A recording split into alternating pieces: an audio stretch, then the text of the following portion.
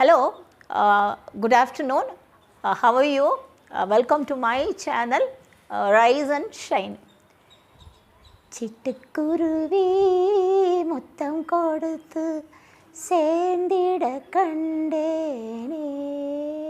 உங்களுக்கு இப்போ தெரிஞ்சிருக்கும் நான் எதை பற்றி பேச போகிறேன்னு சொல்லிட்டு. நிச்சயமாக ஸ்பேரோ தான். உங்களுக்கு தெரியும் நம்ம சிட்டுக்குருவிங்களுடைய கணக்கு நம்ம நீலகிரிலையும் சரி, தமிழ்நாட்டிலையும் சரி, மற்ற இடங்கள்லையும் சரி எந்த அளவுக்கு எண்ணிக்கை இருக்குதுன்னு உங்களுக்கு நல்லாவே தெரியும். இப்போ நான் ஸ்கூல் படிக்கும்போதும் சரி, காலேஜ் படிக்கும்போதும் சரி, நான் எந்த இடத்துக்கு போனாலும் சரி அங்கே சிட்டுக்குருவி கூட்டம் நிறைய இருக்குங்க. பட் இப்போ அட் ப்ரெசண்ட் பார்த்தீங்கன்னா அதோடைய எண்ணிக்கை மிக மிக குறைஞ்சிருக்கு. ஓகேங்களா? But it doesn't sound healthy and good. It's threatening it doesn't sound healthy and good because நம்மளுடைய ஈகோசிஸ்டம் எப்போவுமே ஒரு ஈக்குலிபிரியம் ஸ்டேட், ஒரு சமநிலையில் இருக்கும். ஒரு இனம் எண்ணிக்கையில் குறைஞ்சாலும் இது மற்றது எல்லாத்தையுமே பாதிக்கும்.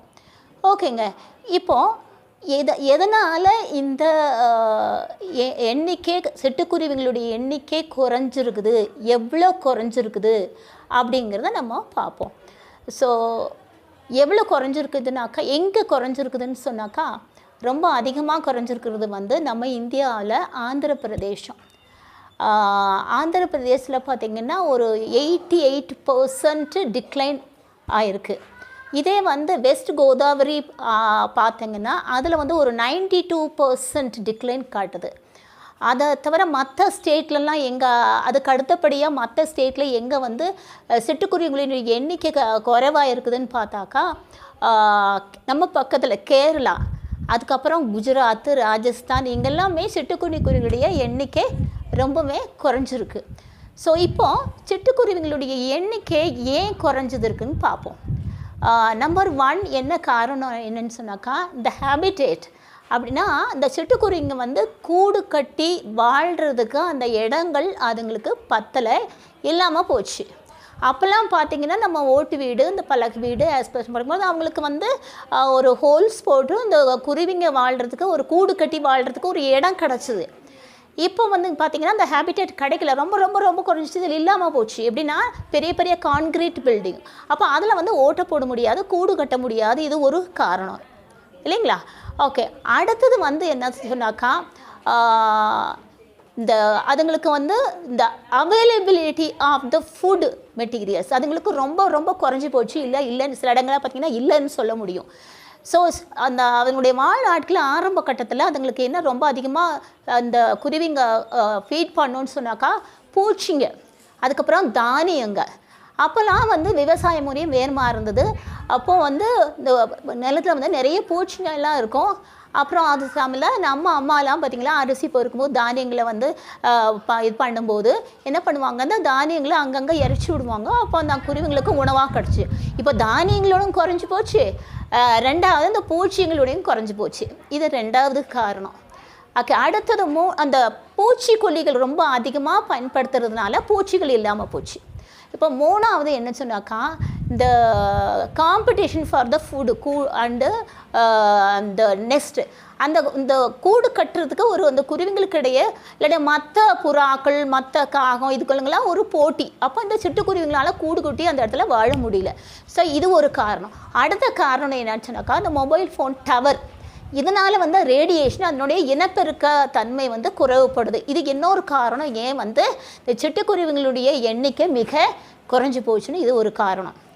ஓகேங்க, இப்போது இந்த நார்த்து சென்னையில் பார்க்கும்போது மட்டும் அந்த இடத்துல மட்டும் இந்த சிட்டுக்குருவிங்களுடைய எண்ணெய் கணிசமாக உயர்ந்திருக்குது. இதுக்கு காரணம் என்னன்னு சொன்னாக்கா, சம் ஆர்கனைசேஷன், அப்புறம் தன்னாளர், இவரெல்லாம் சேர்ந்து என்ன பண்ணாங்கன்னா, ஸ்கூல் ஸ்டூடெண்ட்ஸுங்களுக்கும் மற்றவங்களுக்கும் ஃப்ரீயாக இந்த ஆர்டிஃபிஷியல் நெஸ்ட் கொடுத்துருக்காங்க. அது எப்படின்னா செயற்கை முறையாக தயாரிக்கப்பட்ட அந்த கூடுகளை கொடுக்கும்போது இந்த ஸ்டூடெண்ட்ஸ் என்ன பண்ணுறாங்க, அதை வீட்டுக்கு கொண்டு வந்து சரியான இடத்துல வச்சு அதுங்களுக்கு தண்ணி உணவு பொருளெல்லாம் கொடுக்கும்போது அந்த இடங்கள்ல தான் நார்த்து சென்னை பக்கம் அந்த குப்பம் போன்ற இடங்கள்லாம் அதுங்களுக்கு வந்து நிறைய உணவுப் பொருள் கிடைக்குது அந்த குருவிங்களுக்கு. அப்போது இந்த முயற்சினால் நார்த்து சென்னையில் மட்டும் இந்த குருவிகள் சிட்டுக்குருவிகளுடைய இந்த ஸ்பேரோஸனுடைய எண்ணிக்கை வந்து கணிசமாக உயர்ந்திருக்குது. ஓகேங்களா? இப்போ மறுபடியும் இன்னொரு வாட்டி நான் சொல்கிறேன். நம்மளுடைய ICAR Indian council of agricultural research இதனுடைய சர்வே என்ன சொல்லுதுன்னு சொன்னாக்கா, உங்களுக்கு ஏற்கனவே சொன்னேன், மறுபடியும் ரிப்பீட் பண்ண விரும்புகிறேன். நம்ம இந்தியாவில் வந்து எந்த ஸ்டேட்டில் வந்து அதிகமாக இந்த சிட்டுக்குருவிகளுடைய எண்ணிக்கை குறைஞ்சிருக்கிறதுன்னு பார்த்தோம்னா ஆந்திர பிரதேஷ். அங்கே வந்து ஒரு 88% டிக்ளைன் காட்டுது. அதுக்கு இந்த வெஸ்ட் கோதாவரியிலும் பார்த்தீங்கன்னா 92% டிக்ளைன் ஆஃப் த ஸ்பேரோஸ் அப்படின்னு காட்டுது. அப்புறம் அடுத்த ஸ்டேட்டுங்க நம்ம கேரளா, ராஜஸ்தான், குஜராத் மூலம் இங்கே வெகுவாக குறைஞ்சிருக்கு. ஓகேங்களா? ஓகே, இப்போது நம்ம வந்து நம்மளால் இப்போ என்ன பண்ண முடியும்? நார்த்து சென்னையில் முயற்சி எடுத்த அந்த தன்னார்வலர் ஆர்கனைசேஷன் மாதிரி நம்ம மற்ற மாவட்டங்கள்லேயும், நம்ம நீலகிரி மற்ற மாவட்டங்கள்லேயும் இந்த முயற்சி எடுத்தால் வந்து என்ன ஆகும்னு சொன்னாக்கா, இந்த செயற்கையாக தயாரிக்கப்பட்ட அந்த குருவி கூடுகளை ஸ்டூடெண்ட்ஸ்க்கும் சரி பெரியவங்களுக்கும் சரி கொடுத்து அந்த சிட்டுக்குருவிகளுக்கு வாழ்விடங்களை ஏற்படுத்தி கொடுத்தால் நிச்சயமாக தமிழ்நாட்டின் மற்ற மாவட்டங்களிலும் இந்த நார்த்து சென்னை மாதிரி சிட்டுக்குருவிகளின் எண்ணிக்கை வந்து அதிகமாகும். இப்போ பாருங்கள், கடவுளுடைய படைப்பில் மனிதன் மட்டும் நல்லா இருந்திருக்கணுன்ட்டு அந்த மாதிரி நினைக்கக்கூடாது. ஆக்சுவலாக மற்ற உயிரினங்களும் வந்து வாழ்கிறதுக்கு உரிமை இருக்குது. So we should do something to make all the living creature to live in a proper way. அதுக்கு வந்து நம்ம தான் இப்போ நம்ம வந்து ஹையஸ்ட் ஃபார்ம் ஆஃப் அனிமல் இல்லைங்களா? படைப்புலேயே நம்ம தான் அதே உயரத்தில் இருக்கோம்.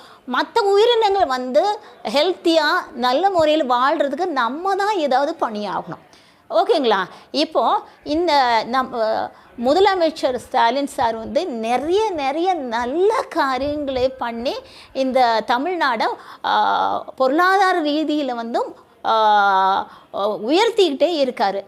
அவர் இந்த ஒரு சின்ன காரியத்தையும், சின்ன காரியமோ பெரிய காரியமோ, என்னை பொறுத்த வரைக்கும் பெரிய காரியம், இதை அவர் கையில் எடுத்து எல்லா மாவட்டங்களிலும் இந்த சிட்டுக்குருவிகளின் எண்ணிக்கை அதிகப்படுத்த அவர் ஏதாவது செய்தால் ரொம்ப நல்லாயிருக்கும். இதை பார்க்குறவங்க யாராவது அவருக்கு இதை கொஞ்சம் ரிமைண்ட் பண்ணால் நல்லா இருக்கும்னு நான் நினைக்கிறேங்க.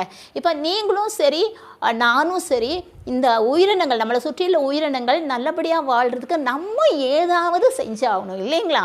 செய்வோமா? ஓகே, பாய்.